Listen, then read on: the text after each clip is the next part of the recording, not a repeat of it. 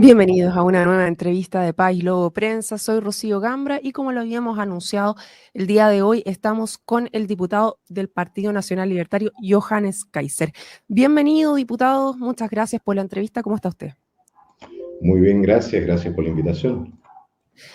Diputado, parto directo. ¿Por qué un nuevo partido político? ¿Por qué el Partido Nacional Libertario? ¿Qué lo motivó a llevar adelante este proceso? Bueno, en primer lugar y esencialmente porque el libertarismo en sí es una doctrina política que en Chile no tiene representación. Eh, la idea del Estado cada vez más reducido, sirviente del ciudadano, la idea de un Estado que no interviene en la vida de las personas, en su casa, en su bolsillo, que no se mete con el tipo de educación que los padres deciden darle a los hijos, el contenido estoy hablando, eh, no es un elemento que haya sido muy tradicional en Chile.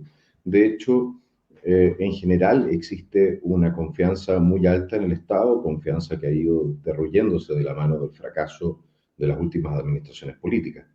Y nosotros estamos ofreciendo un camino de solución de problemas que pasa esencialmente, primero, porque las personas tengan la libertad de solucionar sus propios problemas y no tengan que esperar siempre al permiso del Estado para poder hacerlo. En ese sentido, consideramos también que tener un aparato del Estado demasiado grande termina es literalmente explotando a quienes trabajan en el sector privado para mantener en muchas ocasiones programas estatales que son perfectamente inútiles, más allá de financiar a quienes trabajan en ellos o a quienes profitan de ellos.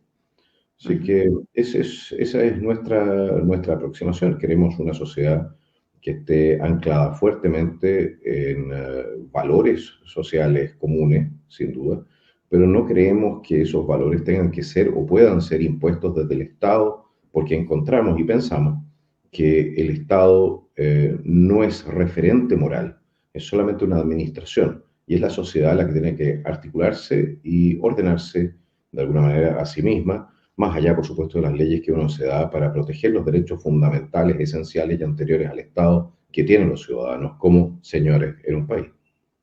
Bueno, aprovecho de saludar también a varios de nuestros auditores. Un fiel auditor que tenemos aquí es Carlos Patricio Paredes Proboste, que dice Kaiser presidente, Pedro Garmendia también. Felipe nos pone, es importante potenciar la economía regional. Acá en la región actual el gobierno asfixia las iniciativas, por ejemplo, en la salmonicultura. En ese sentido quiero preguntar, dígame. Sí, no, yo digo que eso no sucede solamente en ese ámbito. Si usted piensa la cantidad de requerimientos que uno tiene que completar solamente para hacer una ampliación de su casa, o lo que significa desde el punto de vista del pago de contribuciones, solamente colocar un estacionamiento techado en el propio patio. No, el Estado se ha transformado no ya en una ayuda para las personas, sino que en un obstáculo para su desarrollo personal y para la mejora de su calidad de vida, y eso lo tenemos que corregir. Usted señalaba que este partido nuevo que están haciendo el Partido Nacional Libertario viene a proponer una ideología que no existía, pero ya había una intencionalidad antes de crear el Partido Libertario a través de su hermano, entiendo, Axel Kaiser, que intentaron hacer el partido, pero que anteriormente no lo lograron. ¿Por qué ahora cree que en Chile sí está premiando? Eso no es correcto. Axel no fue nunca miembro del Partido Libertario de Chile. ¿No era él que parecía con No, Milei diciendo, llamando a firmar? ese es Italo Megna. Ya. Axel siempre ha sido libertario, sin duda, pero el proyecto político del Partido Libertario no lo inició Axel y él no estuvo a cargo del mismo. Ya, pero no se logró. El punto es que no se logró la vez anterior, cuando se intentó hacer el Partido Libertario que en Chile, y ahora sí. ¿Qué cambió? ¿Qué cree que cambió en Chile que efectivamente aumentaron, subieron tanto y como usted bien señalaba en varias de sus entrevistas, que con muy pocos recursos económicos, muy rápidamente lograron formar el partido ahora? ¿Qué cambió en el Chile actual que sí hace sentido este proyecto político? Bueno, hay dos cosas. En primer lugar, nosotros no somos idénticos al Partido Libertario, nosotros somos el Ujú, Partido Nacional Libertario, son dos ujú. proyectos distintos. El Partido Libertario es ideológicamente, pongámoslo así, es más puro, si así lo que nosotros tenemos una aproximación bastante más pragmática. Y de la mano de esa aproximación pragmática, nosotros entendemos también que el Estado sí tiene que cumplir ciertos roles, ¿de acuerdo? Yo creo que una de las cosas esenciales que ha cambiado en Chile en el último tiempo es que la confianza en las instituciones estatales se ha ido desmoronando de la mano de la gestión de actores nocivos dentro de los mismos. Se ha abusado de la confianza de la gente y las personas están notando el peso de un aparato estatal que les hace la vida cada vez más complicada y no les responde ahí donde están exigiendo respuesta, que es educación, salud y especialmente seguridad.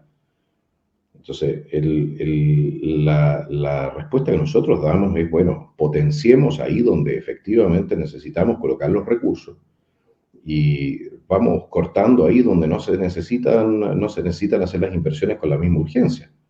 Yo le voy a dar un ejemplo. Estamos tramitando ahora en la Comisión de Derechos Humanos una ley que obligaría a los colegios con más de 5 o 10%, creo que, de población de origen indígena, a tener clases obligatorias de idiomas autóctonos.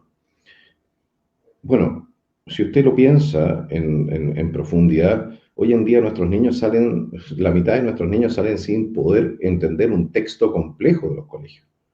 No entienden o no son capaces de hacer operaciones complejas matemáticas. Cuando usted coloca las prioridades en temas secundarios y no en los primarios y no en los más importantes, usted termina dañando a todo el mundo. Y lo que nosotros queremos hacer ahora es, uno, rebajar o reducir el peso que significa este estado elefantiásico por sobre los hombros de sus ciudadanos y los recursos concentrarlos ahí donde tengan el mayor impacto social positivo. Ese es, al final aquí no estamos inventando la rueda tampoco, ¿no? Pero sí tenemos una aproximación distinta de cuál es el rol del político, cuál es el rol del Estado y cuál es el rol del ciudadano. Nosotros respetamos profundamente al ciudadano como el señor en este país, mientras que otros lo ven más bien como súbdito o como vaca a ordeñar.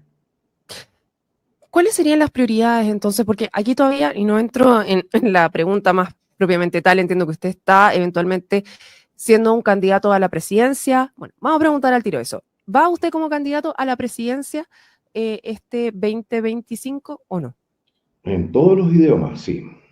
Sí, Das, ya, creo que es que hay. algunos decían que podría llegar a algún acuerdo con José Antonio Cast para, se sabe, se está hablando ya de una lista parlamentaria única, pero no necesariamente de que lleguen ambos a la primera vuelta. ¿Llegarían 100% ambos a la primera vuelta? Porque inicialmente usted había dicho que tenía que llegar a cierto umbral de reconocimiento en las encuestas para poder efectivamente ir. Ese Ese umbral se no ha ha llegado alcanzado. todavía, pero No, si le llegamos. llegaron ya al umbral que se habían propuesto, entonces sí o sí, Johannes Kaiser va a llegar a la Entonces, papeleta el primero de...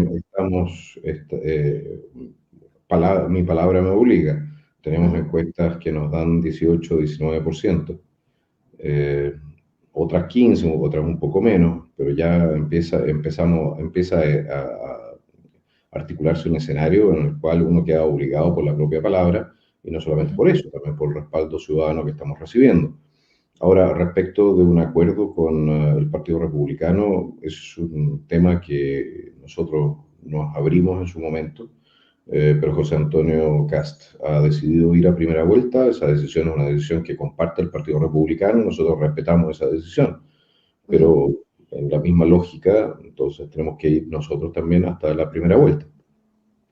Y en ese sentido, ir en una lista parlamentaria única, que es lo que se está hablando actualmente en la prensa, ¿eso a qué responde ir en una sola lista parlamentaria, teniendo dos candidatos presidenciales? Mira, hay dos razones. En primer lugar, porque en general, y con excepción del proceso constitucional donde hubieron diferencias bien profundas, en el Congreso hemos trabajado en conjunto de manera bastante articulada y hemos tenido muy buena química, si lo quiere decir así, ¿de acuerdo? Ujú. Eh, por lo menos una parte del camino político lo podemos caminar juntos sin ningún problema. Y el segundo es entonces también maximizar el resultado electoral de quienes se encuentran en un sector político que es más crítico de la situación del Estado en este momento, y no solamente del Estado, sino que en general nuestra situación social. Nosotros creemos que tenemos que reconstruir y recuperar una serie de instituciones que son imprescindibles para el buen funcionamiento de la República, como sería, por ejemplo, el Poder Judicial, y en ese sentido vamos a necesitar la mayor cantidad de respaldo político dentro de las instituciones posible para hacer las reformas necesarias en su momento. Ujú. Diputado o precandidato presidencial, ya podríamos decir, ¿cuáles serían las prioridades? Porque usted señalaba en la conversación que estamos teniendo ahora que los políticos no tienen bien claras cuáles son esas prioridades. ¿Cuáles son las primeras que encabezan su lista? Mire, la prioridad número uno es seguridad, y dentro de esa prioridad de seguridad está el cierre de fronteras. Lo primero que usted tiene que hacer es cerrar la frontera si quiere obstruir el contrabando de personas y materiales y armas y cosas que están entrando a nuestro país y que sirven entonces a la logística de los grupos delincuenciales, de las bandas criminales. ¿No? Tenemos que cortar esos lazos. El día de ayer aparecía un artículo bien impresionante de cómo el Tren de Aragua tenía controlada la frontera con Bolivia. No puede ser que Chile, teniendo ejército, armada, fuerza aérea, carabineros, etcétera, no pueda controlar su propia frontera y hayan bandas extranjeras controlando nuestros límites respecto de terceros países. Entonces, lo primero es controlar la frontera. Lo segundo es empezar a reformar tanto y a potenciar y reformar tanto los sistemas judiciales como fiscalía, gendarmería. Necesitamos ampliar con mucho nuestro espacio carcelario. En el marco de eso también tenemos que empezar a buscar a las personas que se encuentran ilegalmente en nuestro país y mantenerlas retenidas hasta el momento que puedan ser expulsadas o, o abandonen voluntariamente Chile. Es la única manera de hacer las cosas. El endurecimiento de penas está siendo propuesto, nosotros lo propusimos bastante tiempo atrás, yo tengo incluso un proyecto de ley para sancionar con la pena de muerte a los asesinos de uniformados que están en servicio. En otros ámbitos no era tan sencillo porque esto está en el Código de Justicia Militar, todavía está la pena de muerte, pero en el resto de los códigos se ha eliminado y por eso tendríamos que modificar ciertos temas que tenemos en materia de tratados internacionales. Pero se escucha un tema de endurecimiento de penas, sobre todo en el nivel más alto del sistema, y nosotros estamos planteando también el endurecimiento de penas de delitos de menor cuantía, para empezar a secar el espacio criminógeno en el cual se empiezan a desarrollar también actividades delictuales de mayor impacto. Todo eso es parte de los problemas que tenemos que solucionar y cómo los vamos a solucionar también lo hemos planteado. Es decir, la potenciación de carabineros, un aumento radical del reclutamiento, potenciación de gendarmería, el aumento en 50 o 60 mil plazas en prisiones de baja seguridad para descomprimir las de mediana y alta y permitir la segregación de los reos. Y bueno, y también correcciones en el sistema penal y ¿cómo se dice esto? Y en nuestra política migratoria. Esas son las aproximaciones que tenemos, lo hemos planteado en más de una ocasión. Hay otros candidatos que se están subiendo a estas propuestas. No, me parece bien, porque al final lo importante es que las propuestas se implementen. Y que se transformen también en una demanda ciudadana. Lo que sí espero que esas propuestas, una vez que lleguen al gobierno, no sean olvidadas como sucede en tantas ocasiones después de las elecciones. En el caso del cierre de fronteras, que es una de las cosas que usted propone, sabemos que Chile tiene una amplia frontera y distintos pasos, incluso pasos no habilitados que están siendo utilizados para el ingreso tanto de personas como de tráfico de distintas cosas. ¿Cómo podríamos hacer ese cierre de fronteras aquí en Chile? ¿Cuál es la propuesta, así como concretamente, qué medidas se pueden tomar?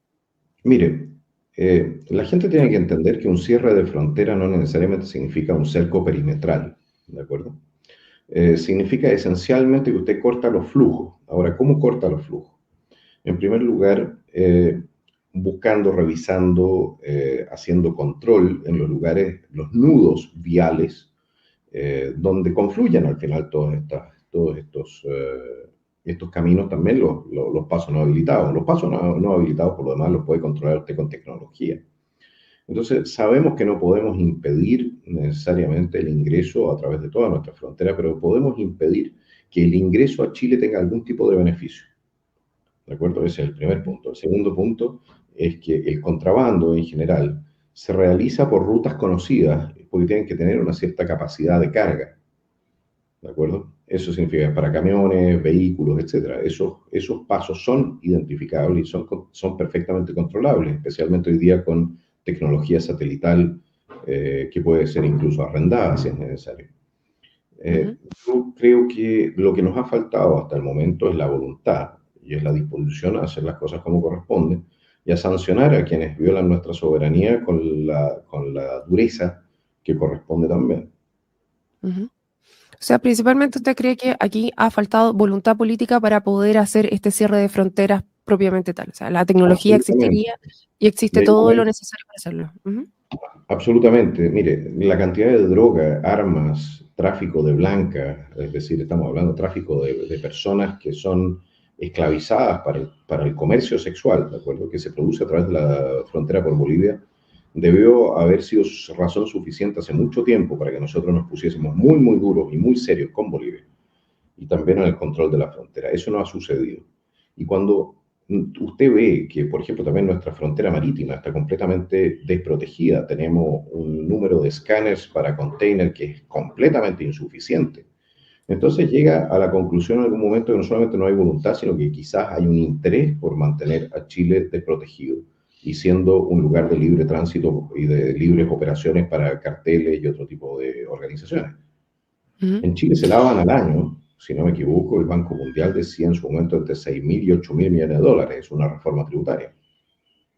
Alguien está lavando esa plata y le puedo asegurar que no es el caballero o sea, no es la persona que está vendiendo 5 gramos de marihuana en la esquina. Entonces aquí nosotros tenemos que perseguir también los flujos de dinero, el lavado de dinero.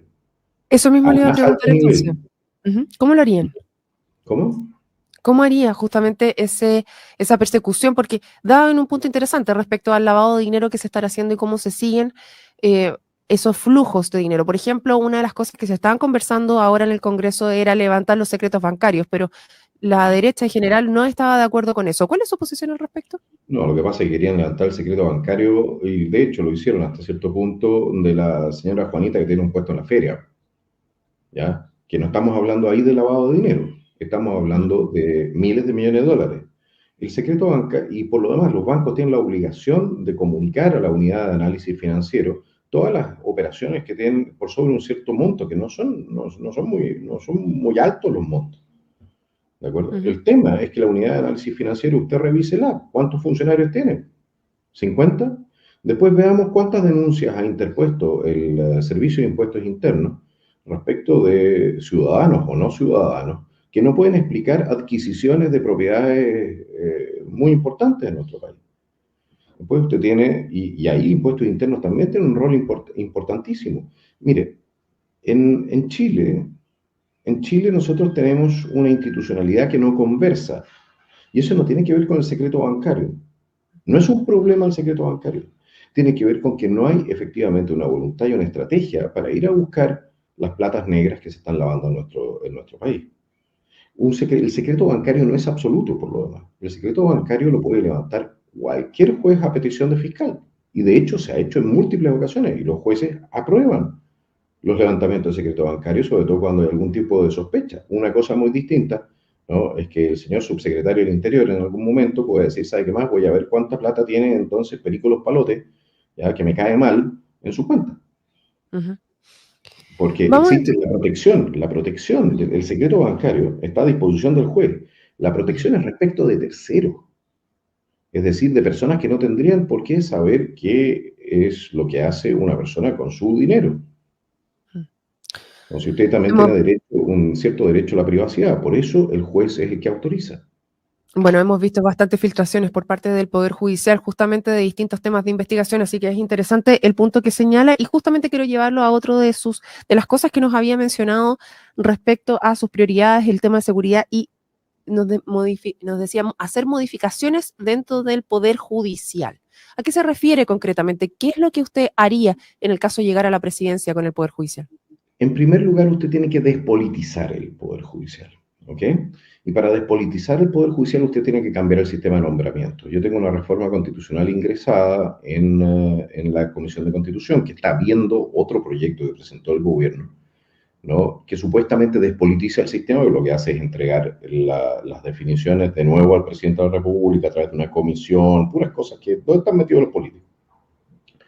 Nosotros proponíamos, o yo propongo, en mi reforma constitucional, que las personas que hayan ingresado al Poder Judicial a través de la Academia Judicial, que hayan cumplido con ciertos requisitos, por ejemplo, de años de servicio como jueces, cabeza de provincia o algo por el estilo, para entrar a la Corte de Apelaciones, entren en una bolsa de sorteo. ¿Ya? Llegan a la Corte de Apelaciones, se cumplen una serie de requisitos, usted entra de nuevo a una bolsa de sorteo si es que se libera un puesto en la Corte Suprema. ¿Qué hace eso?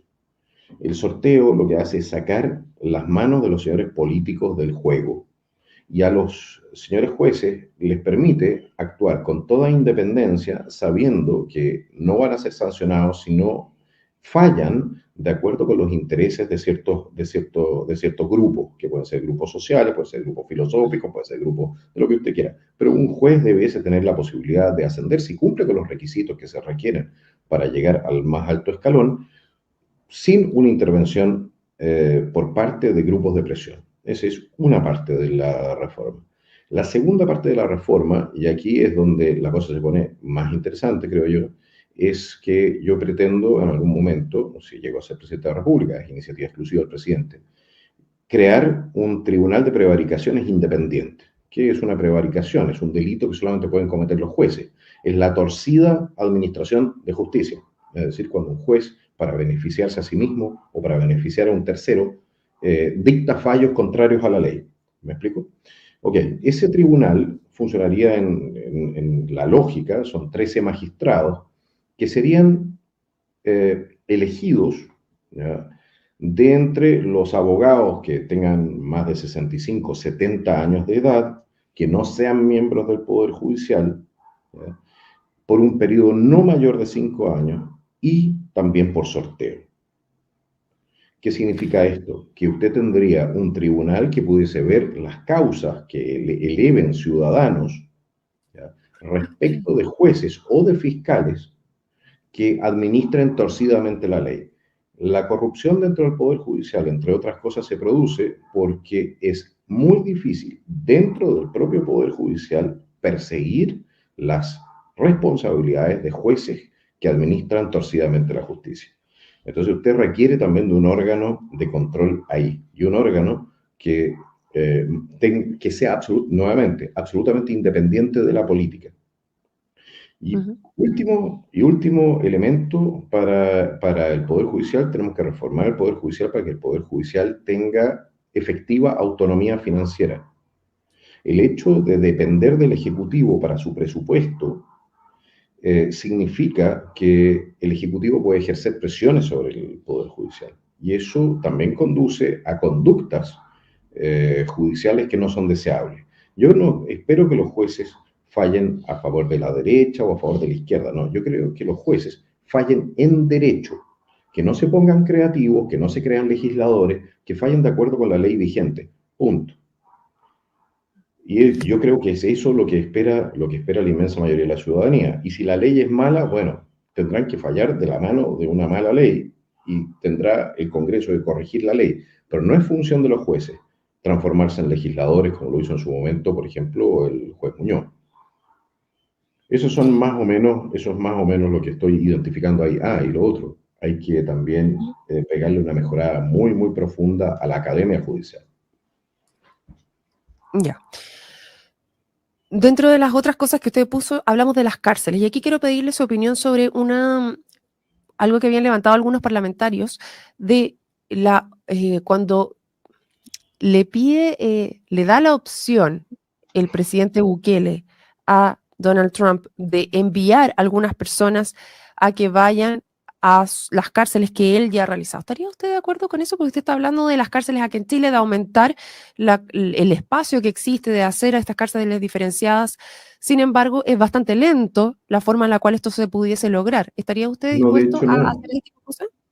De hecho, no, porque como nosotros lo que queremos construir son cárceles de mínima seguridad, requieren de mucho menos infraestructura que las de mediana y alta seguridad.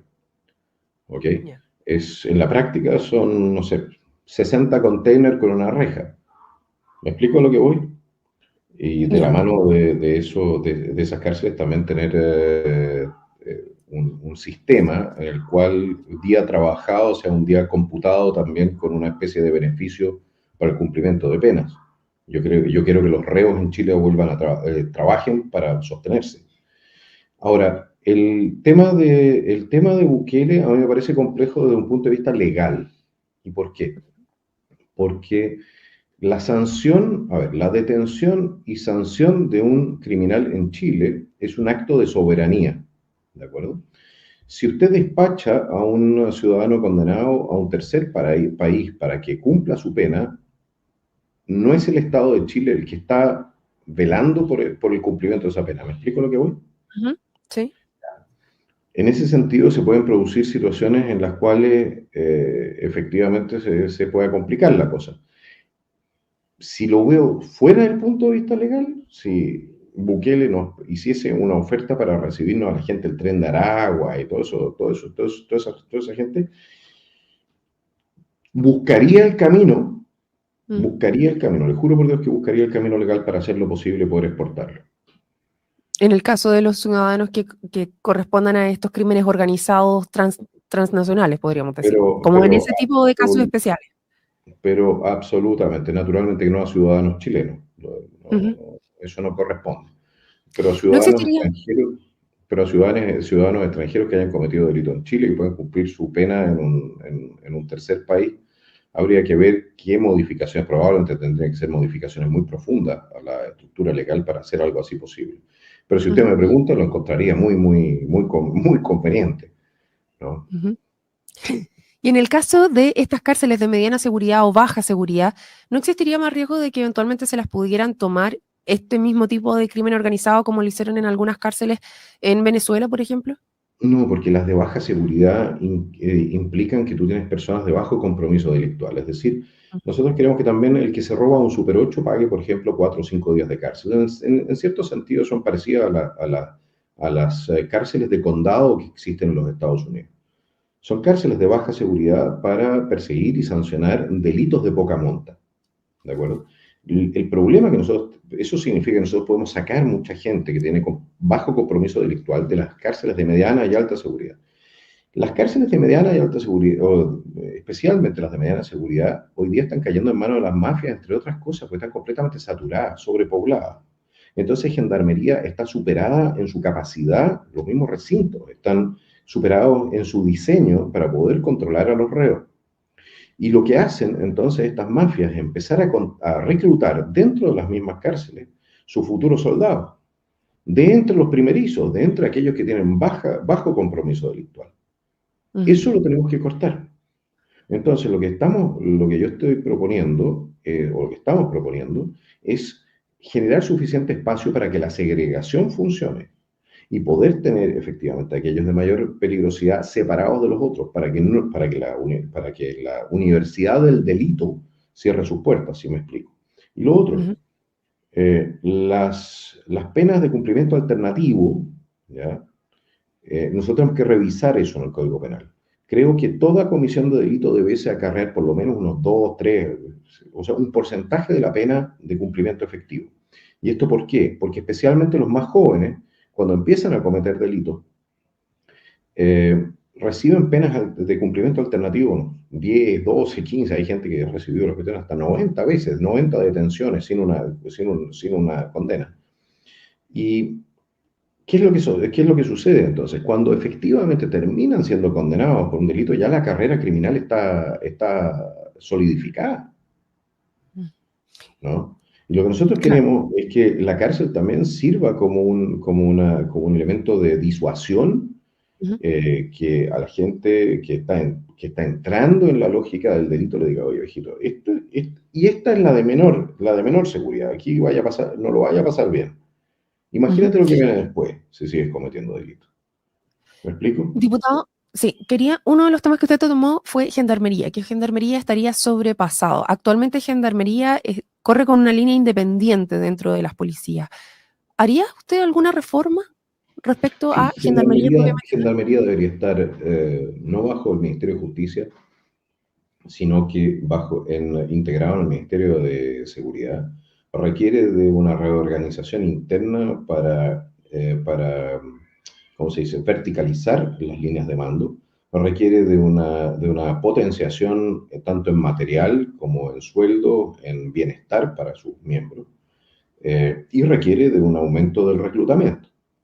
Todo eso tiene que hacerse en paralelo, porque en este momento está en una situación muy, muy desmejorada y la verdad es que yo diría que hasta cierto punto, sí, los gendarmes están tan presos en las cárceles como los prisioneros y están muchas veces, dado que hoy en día tienen que dar la cara, se tiene que conocer su nombre, etcétera, están sujetos a todo tipo de represalias por parte de los carteles. Nosotros tenemos que proteger a nuestros gendarmes. Si nosotros queremos que las cárceles realmente estén bajo control, tenemos que tenemos que proteger a nuestros gendarmes. Los tenemos que proteger del crimen organizado y los tenemos que proteger de, bueno, la mala gestión política que se ha hecho en materia de carcelaria durante tanto tiempo. Yo no sé si usted sabía, pero Gendarmería ni siquiera tiene patrimonio propio. Mm, Es una Es bastante... institución que requiere de un reforzamiento. Usted me toca el Ministerio de Seguridad. ¿Se mantendría dentro de su gobierno esta instancia? ¿Trataría de hacer alguna reforma al respecto de cómo quedó esto ejecutado propiamente tal o no? Mire, creo que en la medida que se trate de implementar el Ministerio de Seguridad van a haber todos los huecos y las deficiencias que han quedado en la normativa.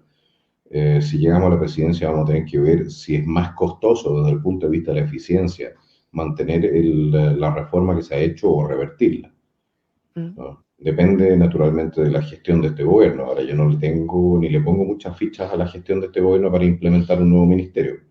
No son capaces, son perfectamente incapaces de cualquier cosa. Esa es mi opinión. Ya, entonces, finalmente, tenemos que ver cómo va la implementación y eventualmente revertirlo a hacer las mejoras que correspondan en este ministerio que ya estaría pronto, ahora en abril, a que conociéramos quién va a quedar como ministro o ministra de Vamos a tener Seguridad. que hacer el análisis en su momento de qué tan avanzado y qué tan eficiente es el sistema, si se puede retrotraer, no se puede retrotraer. Ujú. Eh, pero evidentemente que sería una desgracia terminar teniendo un Ministerio de Seguridad en un país sin seguridad, ¿no? O sea, nosotros Ujú. nos reímos de Bolivia porque tiene un Ministerio del Mar, ¿no es cierto? Aumento de personal es una de las cosas que usted me señalaba dentro de las prioridades y cómo sería a cargo de eso. Había bajado la cantidad de gente que estaba postulando a Carabineros, por ejemplo, y a las distintas entes que entregan seguridad. ¿Cómo pretende usted llamar a que efectivamente las personas entren y quieran ser parte de estos estamentos? Bueno, en primer lugar, usted tiene distintos instrumentos, tiene las campañas comunicacionales, tiene también reforzamientos institucionales. Gran parte de los reclutas de carabineros tradicionalmente vienen del servicio militar obligatorio. Ahora el servicio militar obligatorio ha sido disminuido a un mínimo preocupante desde el punto de vista de la seguridad nacional. Para darles una comparativa, solamente Perú al año entrena 50.000 conscriptos. Eso significa que en 10 años tiene una reserva de 500.000. Nosotros, y esto es público, así que porque está en la ley de presupuesto, nosotros estamos reclutando 8.000. ¿Ok? Lo cual significa que el pool de reclutamiento de carabineros desde el servicio militar es mucho más pequeño. Lo otro que tenemos que hacer es mejorar, sin duda, las condiciones de carabineros. No puede ser que un carabinero recién salido de la escuela de carabineros esté ganando menos que un mesero, con todo el respeto que me merecen los meseros. Pero el carabinero va a arriesgar el pellejo. Eh, Esos son dos elementos. Tenemos que fortalecer de nuevo el sector bienestar de carabineros. Tenemos que recuperar la disciplina en ciertas materias, dentro de lo que es tenemos que verticalizar también de nuevo a carabineros, mejorar el tema de la logística interna. Y tenemos que darle garantías de que no van a ser sujetos de persecución cuando cumplan la ley. Explíquese, quiero que me explicarme muy bien, ¿ya? Si un funcionario de carabineros, en el cumplimiento de su deber y cumpliendo con la ley, tiene que detener o disparar o hacer uso de la fuerza, de la violencia, de la fuerza legítima del Estado, tiene que tener la absoluta seguridad de que no va a venir un fiscal o un juez a meterlo preso por razones políticas, que es lo que está sucediendo. ¿Ok? De la Perdón, mano de eso, sí, solo quería interrumpirle y preguntarle cómo podría asegurar de que no viniera un fiscal o un juez a meterlo preso. ¿Cómo se bueno, asegura? en primer lugar tenemos que, hoy día los carabineros se tienen que defender solos, con sus propios medios. Ajá. Yo creo que debiese existir una defensoría penal para carabineros, primero. Segundo, el Consejo de Defensa del Estado tiene que hacerse cargo de perseguir los delitos de prevaricación evidentes si es que estos se produjesen en la persecución contra nuestros oficiales y carabineros. Si el Yo estoy viendo Consejo de ahí. Defensa del Estado tiene que empezar de nuevo a defender a sus funcionarios, cuando estos han cumplido y han actuado en el marco de la norma.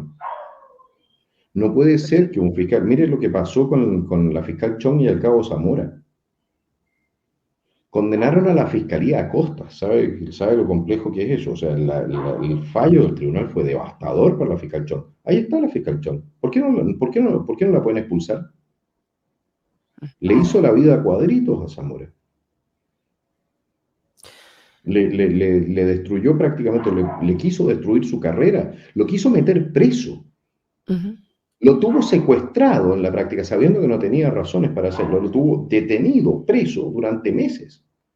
¿Quién le devuelve ese tiempo a Zamora? ¿Por la mala voluntad de una fiscal políticamente comprometida? No. Diputado. Ese tipo de cosas que por lo demás hacen legión, tienen que parar. Ujú. Diputado, vimos su primera prioridad, seguridad. La abordamos de las distintas aristas de cómo usted pretende enfrentar este tema. ¿Existe un segundo tema que a usted le gustaría impulsar desde su candidatura a la presidencia? Bueno, aparte de la seguridad, nosotros estamos viendo salud y educación. Estamos viendo la posibilidad de reestructurar el sistema pasando a la autogestión en aquellos lugares donde se puede, de hospitales y colegios.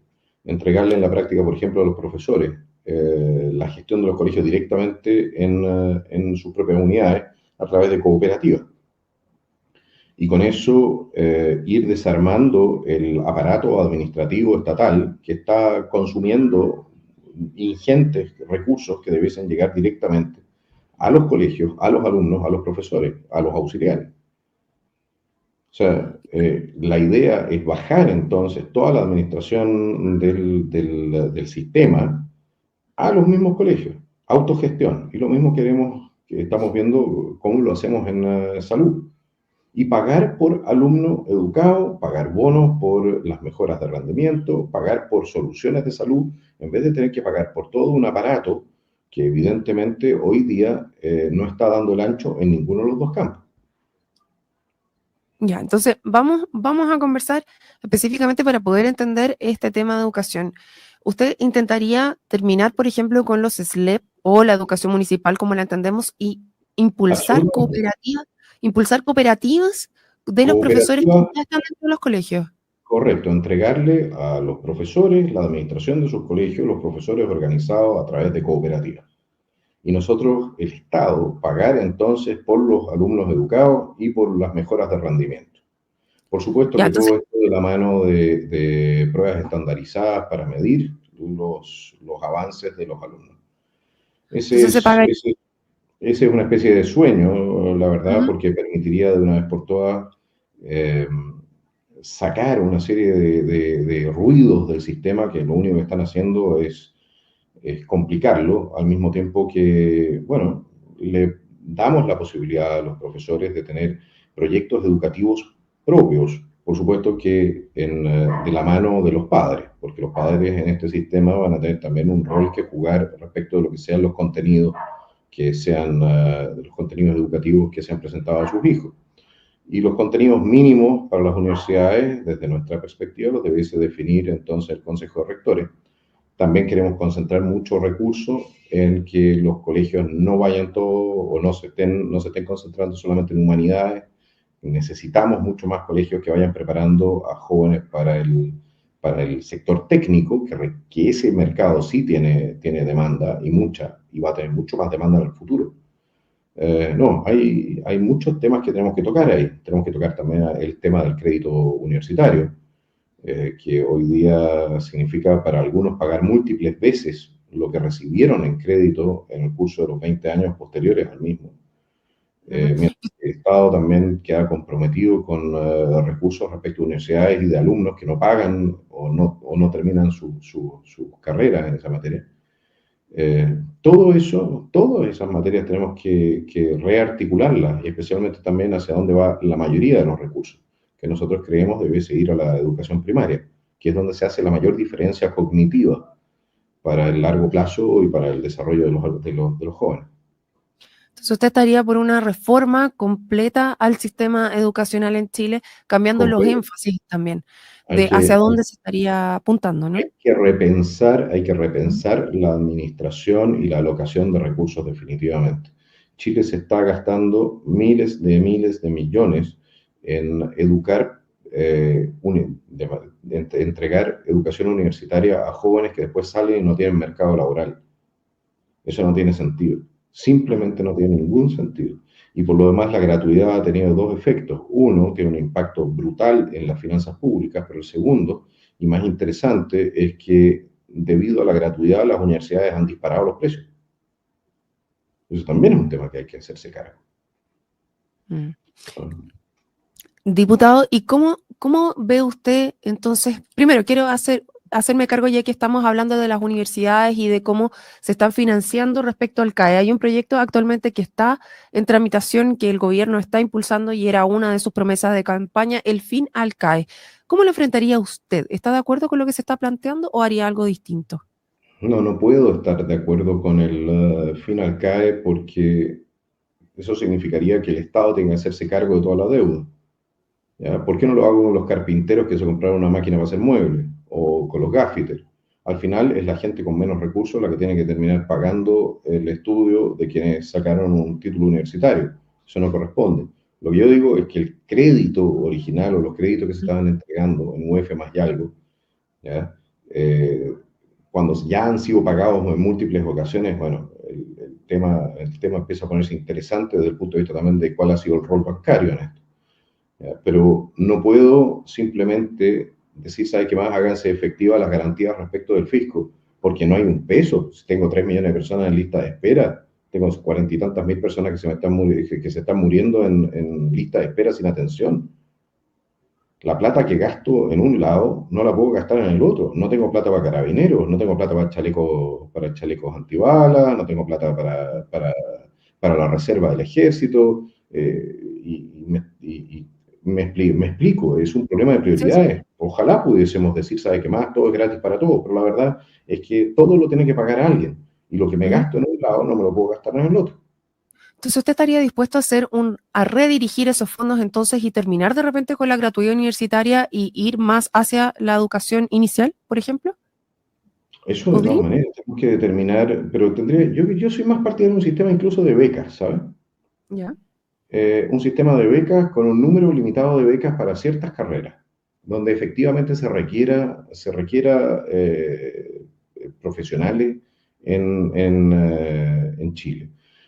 Por ejemplo, aumentaría mucho las becas para especialidades médicas, porque ahí hay un cuello de botella espantoso.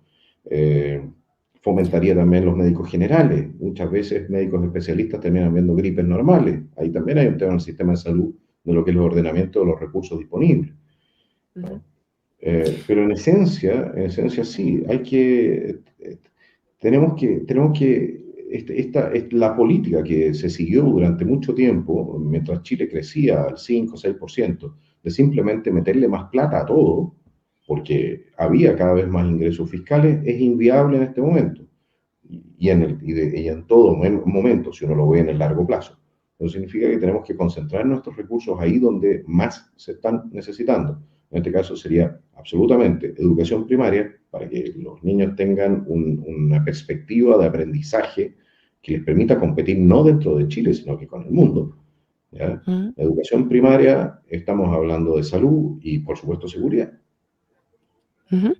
Vamos entonces a conversar ya en estos minutos que nos quedan respecto a salud, porque usted ya mencionaba que era dentro de sus prioridades, conversamos de seguridad con bastante detalle, conversamos ahora de educación, vámonos al tema de salud. ¿Cuál es su diagnóstico inicial respecto a la salud en Chile hoy en día?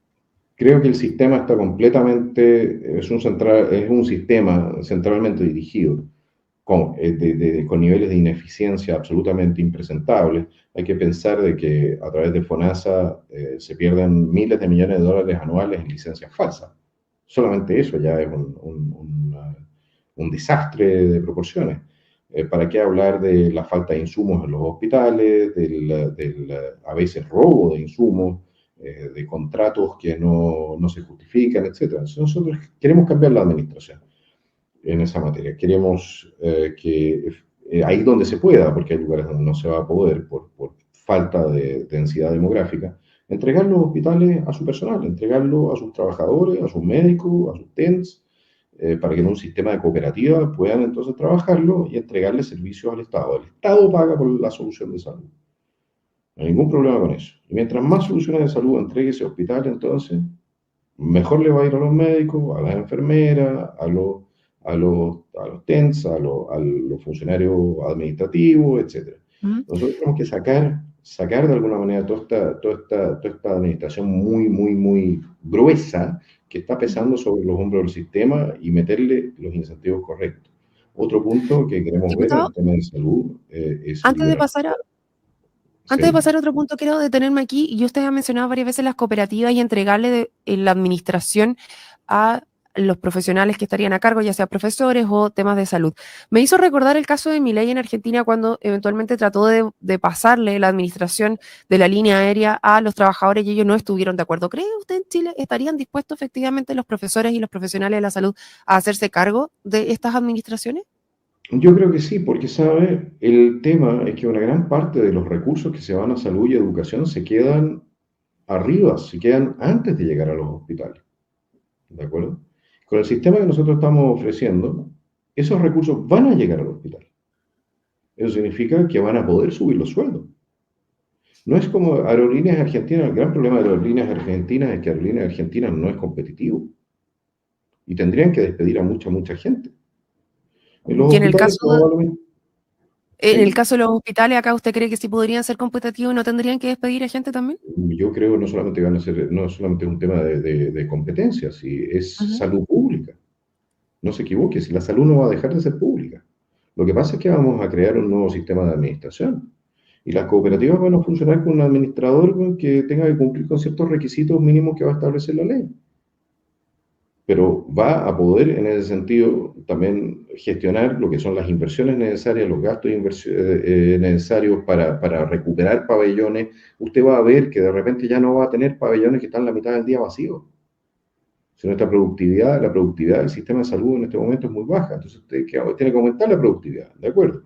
Pero para aumentar la productividad usted también tiene que mejorar las condiciones de quienes están produciendo salud, ¿de acuerdo? Y eso lo puede hacer solamente, bueno, creando los incentivos correctos. Entre otros es a más productividad, más recursos, más sueldo, más ingresos. A mí me Mm. parece una solución que es práctica para todos los implicados y por lo demás una antigua demanda en el sector educativo y a veces también en el sector salud ha sido el tema de la autogestión. Nosotros Mm. estamos hablando de una demanda de izquierdas. Sí, solo que ahí de repente me hace recuerdo a algunos directores que he escuchado de establecimientos donde dejan de preocuparse de cosas que son importantes para ellos, como dar educación, y se tienen que preocupar de muchos temas burocráticos asociados a las administraciones. Entonces, entiendo el tema de las cooperativas y que podrían mejorar la gestión, pero también el que sabe salud no necesariamente sabe de Estoy administración de acuerdo. Por propiamente eso, tal. por eso le acabo de plantear que las Ujú. cooperativas van a tener que tener un administrador profesional.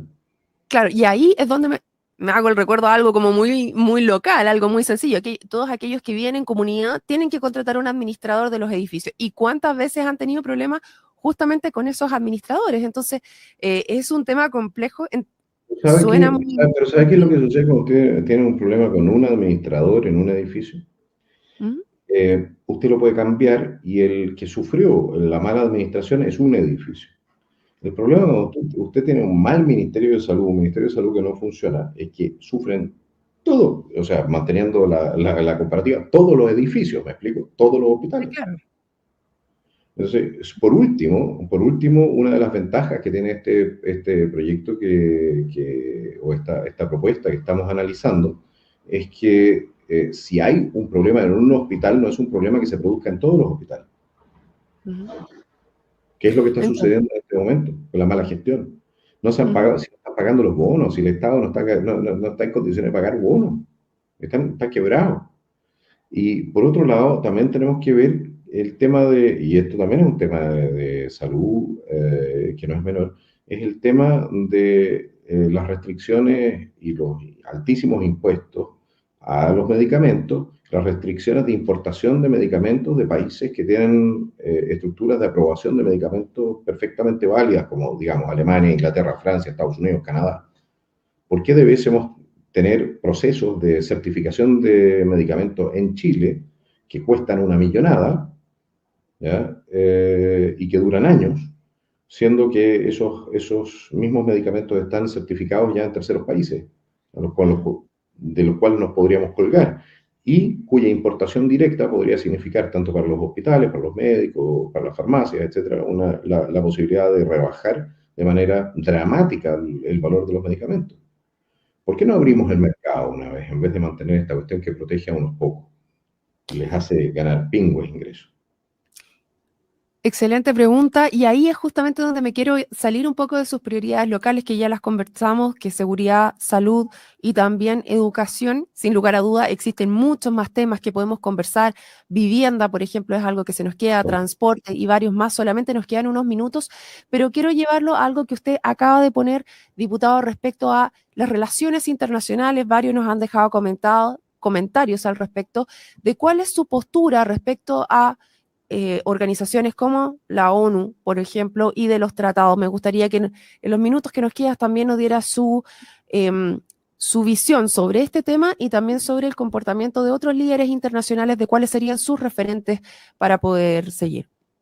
No sé cuántos de ellos me tienen a mí de referente, pero es que es una pregunta tan chilena, pero es como Es andar que mirando para, para afuera nomás. Ya. sí lo entiendo, Eh, lo que pasa es que en general, yo entiendo que usted es bastante conocido dentro de este sector, tenemos bastante audiencia, pero hay personas que todavía no lo conocen y hay referentes que eventualmente nos permiten, acá tenemos que encasillar un poquito para poder saber cuáles son las líneas que va a tomar nuestro representante. Entonces, en ese sentido es donde yo le pregunto, ¿con quién se identifica usted para poder, aquellos que no lo conocen, puedan hacer esas similitudes?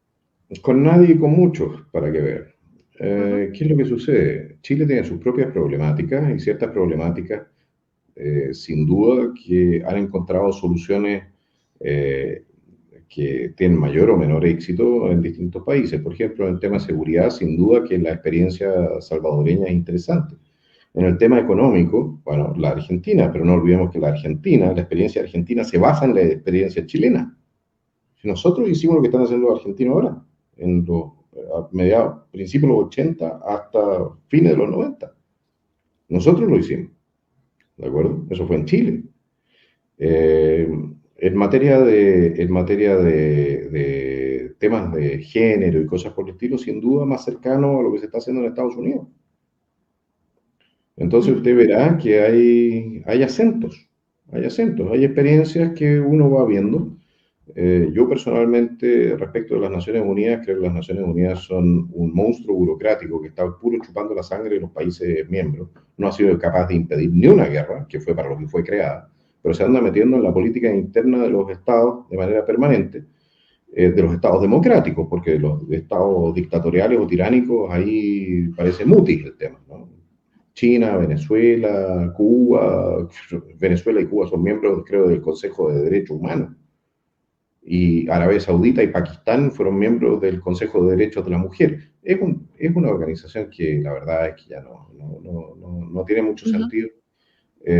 Yo me quedaría quizás en la Asamblea General, porque es un órgano eminentemente diplomático, pero el resto de las organizaciones de las Naciones Unidas yo no veo cuál ha sido el beneficio efectivo para Chile, veo que los tratados han sido violentados por los propios jueces que los aplican en cortes internacionales, eh, creando jurisprudencia que va incluso torciendo el sentido de los tratados originales. Y eso es una violación de la soberanía nacional, así que tenemos que ir analizando tratado por tratado, sobre todo estos que tienen que ver con temas políticos, y tomar decisiones respecto de si los tratados preservan y su ejecución está preservando el derecho del pueblo de Chile a gobernarse a sí mismo o no. Esa es mi aproximación en esa materia. Y respecto a esta guerra económica, o sea, que hemos visto entre China y Estados Unidos, ¿cuál es su postura al respecto? Esta Bueno, guerra arancelaria que ahora se suma a Europa también. nosotros somos un país eminentemente exportador, así que una guerra arancelaria entre los tres bloques económicos más grandes del mundo no nos conviene para nada. ¿Ya? Eso significa una menor actividad económica en China, probablemente, no sé si en Estados Unidos, pero también en Europa. Y nosotros que dependemos de la actividad económica de esos tres polos para exportar nuestros productos, vamos a vernos sin duda importados de una u otra manera. Entonces, no soy un gran partidario de eso y espero que esta iniciativa arancelaria, bueno, que se llegue a acuerdos que sean satisfactorios para todas las partes y se termine la guerra o la guerra arancelaria. Yo personalmente creo que Chile corrió muy bien en los momentos en los cuales decidió unilateralmente bajar sus aranceles. Yo no soy partidario de aranceles. A Chile no le convienen los aranceles. A nosotros nos conviene el libre mercado. Yo creo que el libre mercado en el mediano y largo plazo, cuando no se empieza a hacer dumping, que también es un tema que está en el aire, es lo mejor para todos los países que son parte de la comunidad internacional. ¿Y cómo enfrentaría en este caso la volatilidad que se genera? Porque al estar tan abiertos al mercado, estamos expuestos a todos los vaivenes que tiene también. ¿Cómo podríamos, de cierta manera, no sé si resguardarnos, pero hacer frente por lo menos a esta realidad que tenemos dentro del país? Siendo más competitivos, pudiendo vender mejores productos a menores precios, buscando nuevos mercados.